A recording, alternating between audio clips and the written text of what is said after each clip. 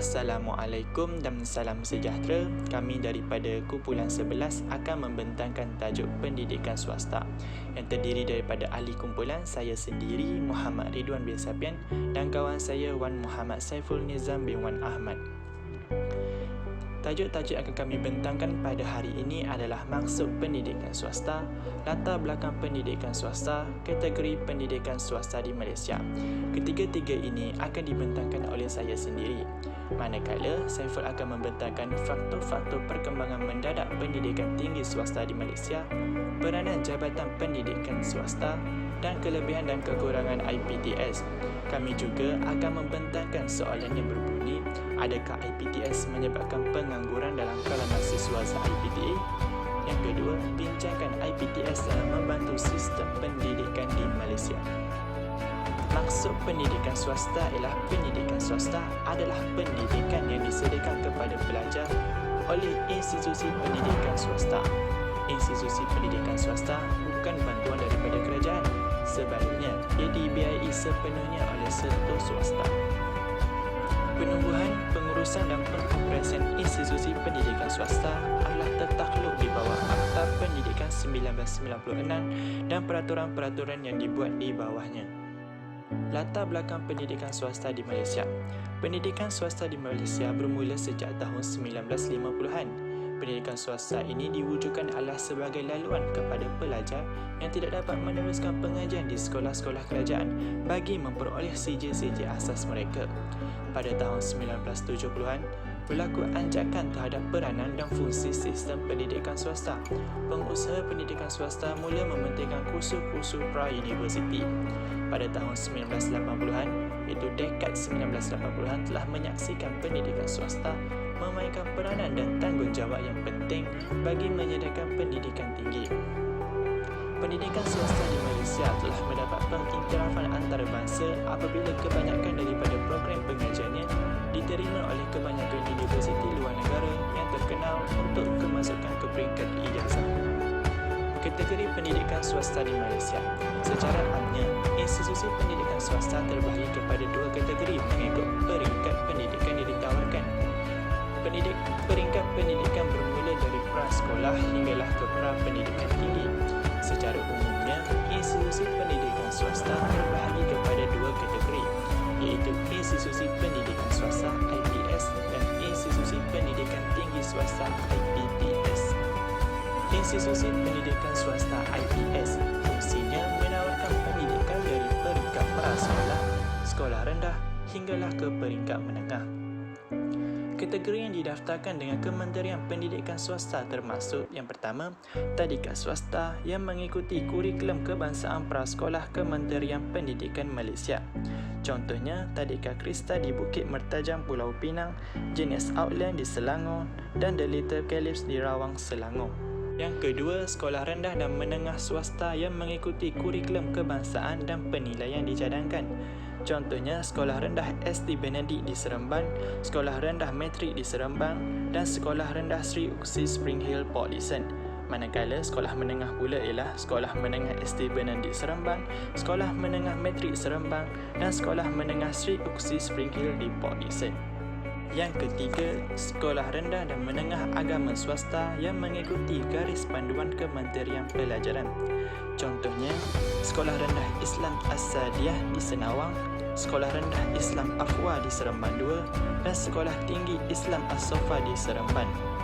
Yang keempat, Sekolah Persendirian Cina yang mengikuti garis panduan Kementerian Pendidikan. Dan terakhir, sekolah antarabangsa.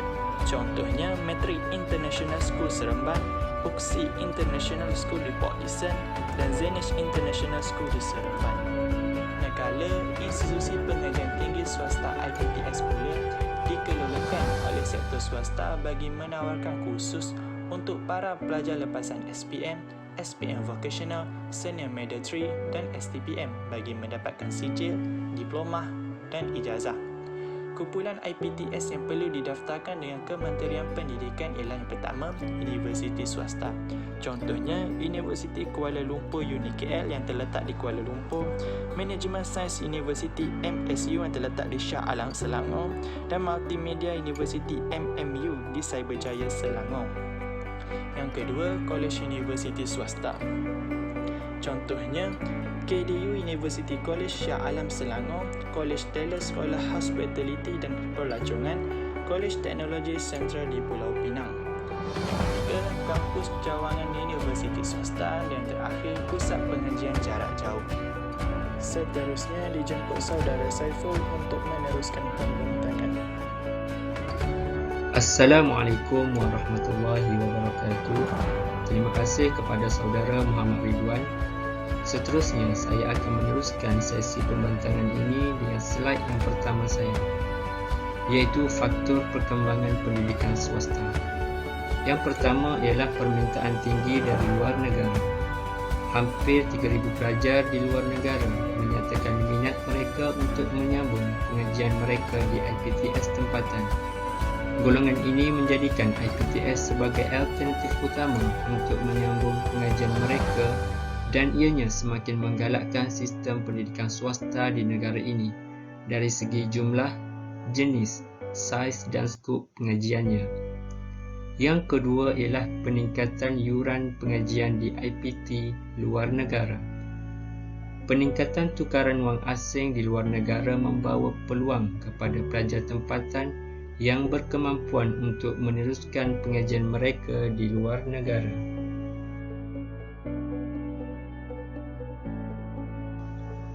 IPTS mampu menampung lebih ramai pelajar yang berhasrat untuk melanjutkan pelajaran.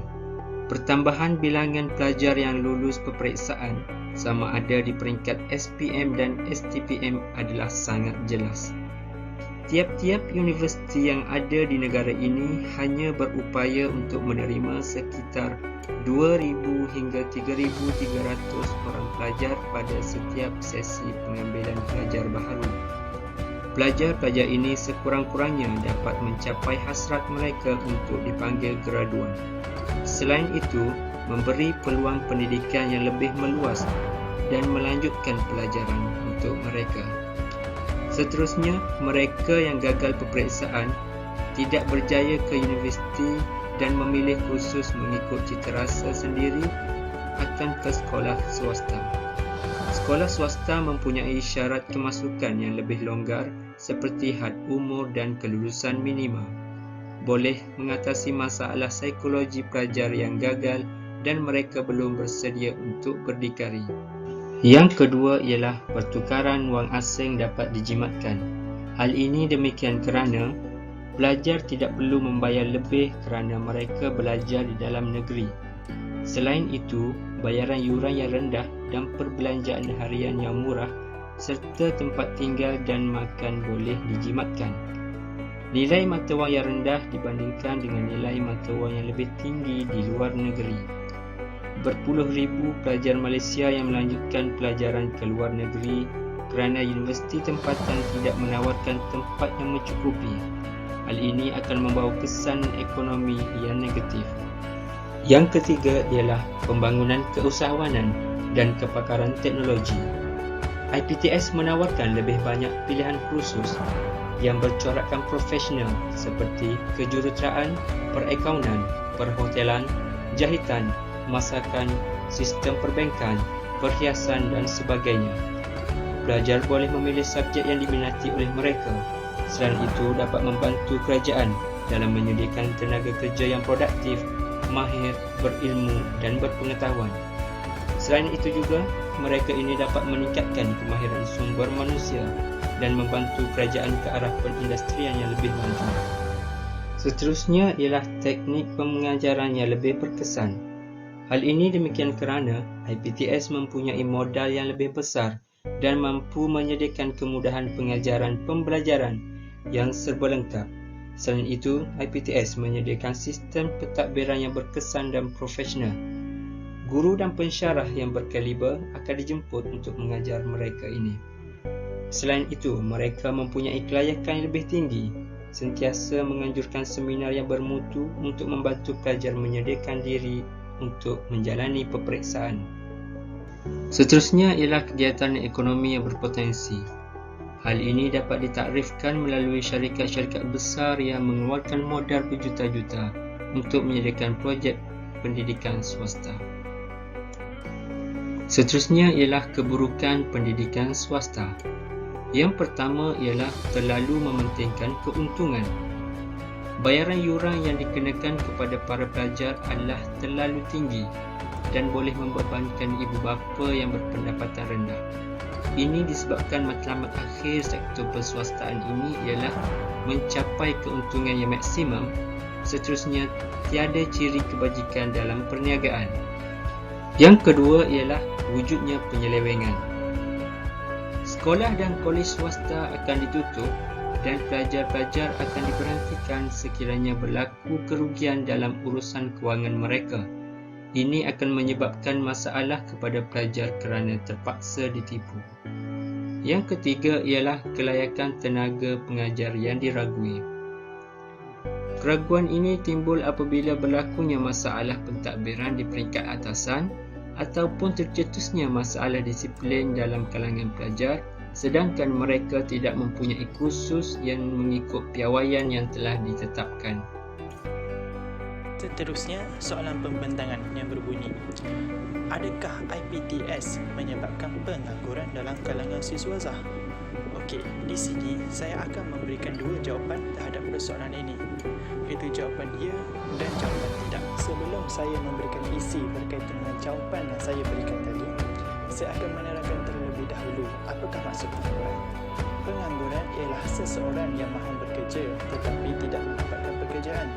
Mereka ini digolongkan sebagai tenaga buruh sesebuah negara, iaitu mereka yang berumur antara 15 hingga 64 tahun. Berbalik kepada jawapan ya yang saya berikan di atas persoalan adakah IPTS menyebabkan pengangguran dalam kalangan siswazah IPTA adalah yang pertama, sikap majikan. Kebanyakan majikan lebih memilih pelajar lepasan IPTS berbanding pelajar IPTA dalam sesuatu kerajaan. Hal ini kerana menurut mereka, pelajar IPTS lebih menonjol dalam semua aspek seperti kemahiran, kepakaran, komunikasi dan lain-lain. Kebanyakan majikan juga berpendapat pelajar IPTS mempunyai lebih banyak pengalaman dalam sesuatu bidang kerana lebih banyak membuat praktikal. Kebanyakan majikan daripada syarikat-syarikat besar memandang rendah dengan kelebihan pelajar lepasan IPTA. Hal ini kerana kebanyakan pelajar-pelajar ini banyak bergantung dengan bantuan daripada kerajaan untuk meneruskan pengajian. Jadi, majikan lebih suka memilih pelajar lepasan IPTS yang mempunyai lebih banyak kelebihan berbanding pelajar IPTA. Kedua, kursus pengajian tidak memenuhi pasaran kerja. Kursus pengajian tidak seiring dengan permintaan pasaran. Seperti yang kita ketahui, terlalu banyak kursus yang ditawarkan dalam universiti awam, tetapi kebanyakannya tidak mendapat permintaan dalam pasaran kerja. Kebanyakan pelajar-pelajar lebih cenderung untuk mengikuti kursus pengajian yang diminati tanpa mengkaji terlebih dahulu pasaran kerja dalam bidang yang diceburi. Ini menyebabkan peluang mereka untuk merebut pasaran kerja terbatas. Kesannya, jika bidang pengajian dipelajari berkait sedikit dengan kerja yang mereka mohon, maka mereka akan mendapatkan pekerjaan walaupun di luar bidang mereka. Tetapi, pelajar yang memohon kerja yang di luar bidang dan tidak terkait sama sekali dengan pengajian mereka, maka mereka akan cenderung untuk menganggur. Yang ketiga, kurang kerjasama antara universiti awam dengan industri. Di Malaysia, kebanyakan industri diuruskan oleh pihak swasta. Kita dapat lihat kebanyakan dalam Malaysia, industri diuruskan oleh pihak swasta tanpa bantuan daripada kerajaan. Contoh yang paling besar kita dapat lihat ialah syarikat Petronas. Syarikat Petronas akan mengambil pekerja daripada pelajar lepasan universitinya untuk mengisi jawatan dalam pekerjaan syarikatnya.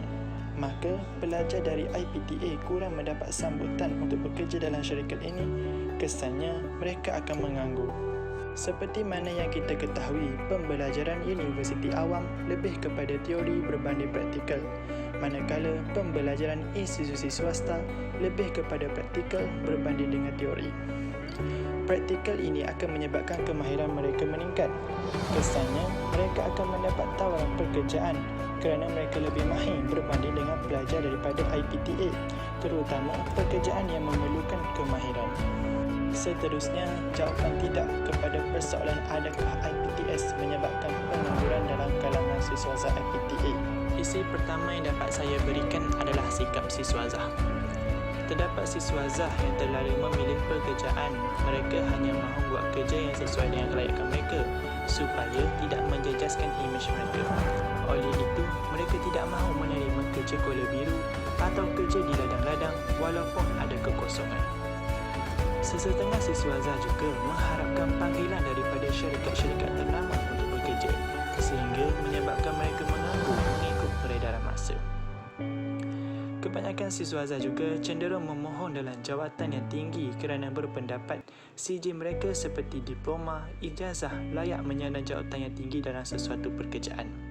Kebanyakannya lebih suka bermula daripada atas berbanding dari bawah. Ini menyebabkan mereka menganggur walaupun tiada pelajar lepasan IPTS. Isi kedua ialah kemahiran berkomunikasi. Kebanyakan siswa Zah IPTA lemah dalam kemahiran komunikasi. Siswa Zah ini tidak dapat berkomunikasi dengan baik dan yakin semasa dalam proses temuduga. Ini menyebabkan mereka tidak menyelah semasa dalam proses soal jawab. Kebanyakan siswa Zah juga tidak mempersiapkan diri sepenuhnya sebelum menghadiri proses temuduga. Ketiadaan pengalaman mereka dalam proses ini menyebabkan mereka gemetar, terutama semasa nama mereka dipanggil untuk memasuki dewan untuk menjalankan temuduga. Kesannya, percakapan mereka tidak jelas semasa soal jawab dan nada percakapan mereka menjadi laju seperti terburu-buru. Ini menyebabkan mereka tidak mendapatkan pekerjaan dalam bidang yang diminati. Isi yang terakhir adalah penguasaan bahasa asing. Kebanyakan siswa Zah IPTA lemah dalam penggunaan bahasa asing seperti bahasa Inggeris dan Mandarin, terutama pelajar Melayu. Seperti yang kita ketahui, di Malaysia, kebanyakan ahli perniagaan menggunakan bahasa Inggeris dan Mandarin sebagai bahasa untuk berkomunikasi semasa menjalankan urusan jual beli. Ini menyebabkan mereka gagal dalam proses temuduga kerana para penemuduga menggunakan bahasa asing dan Mandarin untuk menguji penguasaan mereka dalam bahasa tersebut. Kebanyakan siswa Zah IPTA juga cenderung menggunakan bahasa Melayu dalam proses temuduga, walaupun syarikat tersebut memerlukan kemahiran penguasaan bahasa asing. Kesannya, interaksi dua hala tidak berlaku kerana ketidakfahaman semasa dalam proses temuduga seterusnya menyebabkan berlakunya pengangguran dalam kalangan siswa Zah IPTA. Seterusnya, sumbangan IPTS dalam membantu sistem pendidikan. Iaitu kita dapat lihat seterusnya ialah sumbangan IPTS dalam membantu sistem pendidikan. Di sini terbahagi kepada dua, iaitu Institut Pengajian Swasta IPS, yang kedua Institut Pengajian Tinggi Swasta IPTS. Yang pertama ialah sekolah menengah dan sekolah rendah swasta menawarkan pendidikan peringkat rendah untuk murid yang berumur di antara 6 hingga 12 tahun. Yang kedua ialah sekolah antarabangsa. Sekolah antarabangsa ini menawarkan program pendidikan di peringkat tadika, rendah dan menengah dengan menggunakan kurikulum negara luar serta menggunakan bahasa Inggeris sebagai bahasa penghantar untuk pendidikan anak-anak warga negara asing. Yang ketiga ialah sekolah pendidikan khas, iaitu sekolah pendidikan khas ini merupakan institusi yang menawarkan program pendidikan untuk murid-murid yang berkeperluan khas sahaja. Seterusnya ialah penyediaan pendidikan untuk peperiksaan di luar negara.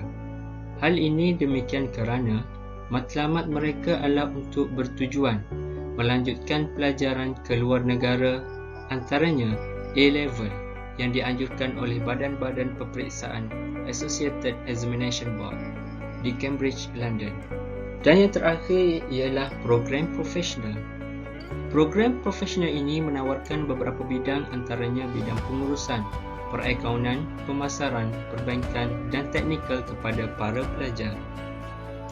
Selain itu, dasar penswastaan juga mengenakan program peminahan kredit. Yang pertama ialah pelajar perlu belajar dalam negeri untuk mendapatkan sekurang-kurangnya 60 jam kredit dan melanjutkan pelajaran ke tahun 2 atau tahun 3 ke universiti luar negara. Yang kedua ialah pelajar mengambil peperiksaan peringkat diploma di IPTS tempatan dan mendapat pengecualian pengajian bagi tahun pertama dan tahun kedua khusus ijazah di universiti di luar negeri yang mengiktirafkan diploma tersebut.